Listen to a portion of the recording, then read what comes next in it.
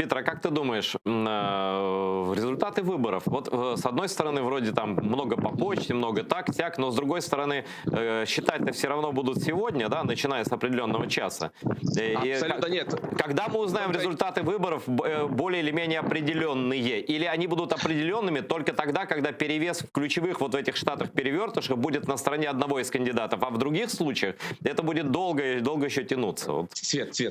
Ну, ты абсолютно верно сказал, Айдер. Наша дурацкая федеративная система, я это говорю, наверное, все-таки в кавычках, она такая, какая она есть, другой не имеем, диктует тот факт, что у каждого штата свои правила подсчета голосов и так далее. И где-то можно читать уже сейчас, с самого начала дня подсчитываются голосования по почте, где-то это можно сделать только уже по закрытию участков, как, допустим, в самом, наверное, главном решающем штате Пенсильвания, где будут читать только после, и Трамп поэтому и заявляет, что подсчет должен закончиться при закрытии участка, и все, и точка, по понятной причине.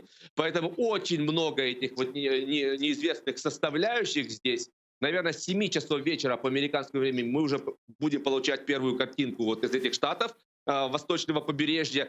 И только в случае, если в них массивный отрыв между кандидатами, если, допустим, Байден берет Огайо, это означает, что он, скорее всего, возьмет и Пенсильванию, и Мичиган, и Висконсин, и тогда до свидания. И если Байден берет Флориду, до свидания. Но опять-таки мы говорим об очень важном разрыве, и очень многие результаты, первые, которые мы будем получать, в частности, по Пенсильвании, в частности, по Флориде, они будут недостоверными, потому что будут читаться, допустим, определенная группа голосов, допустим, первыми станут известны там определенные графства в одном отдельно взятом штате, которые всегда голосуют за демократов. Поэтому вплоть до самого вечера мы можем иметь результаты, которые потом, как только переходят к подсчету других графств или к подсчету голосования по почте, будет кардинально меняться.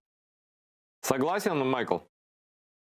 Да, конечно, все штаты имеют свои правила, и, безусловно, если вы смотрели все предыдущие вот эти вот дни выборов, очень смешно иногда, как Калифорния сразу отдает, то есть они вообще даже никто не думает даже, и об Орегоне как будто этих штатов нет.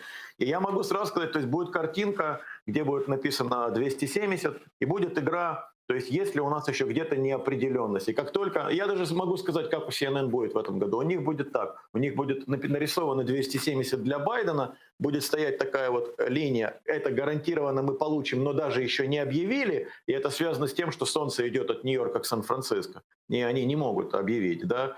Они там, вот все, что слева, все это Гавайи, хотя, кстати, Гавайи это интересный вариант, я только что вернулся с Гавайев, только что я там 2 недели был, как только они открылись. В этом году даже Гавайи интересно. Я могу рассказать вам, друзья, потрясающую историю. Мы на пляже встретили учителя из школы, она сказала, среди моих 18 учеников в 7 классе, среди родителей сейчас нет людей, у которых есть работа.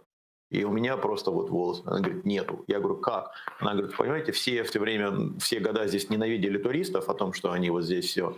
А оказывается, кроме туризма здесь ничего нет. И сейчас мы ждем, чтобы они все вернулись. И эти люди, они очень сильно боятся того, что они не получат работу. У них где-то в головах, и я говорю, а как вы вот все? Они говорят, ну мы надеемся, что Трамп нас защитит с точки зрения работы. И я вот так вот сел прямо, я говорю, подождите, если Гавайи будет в этом году республиканским, она учитель в школе, она сказала, это возможно.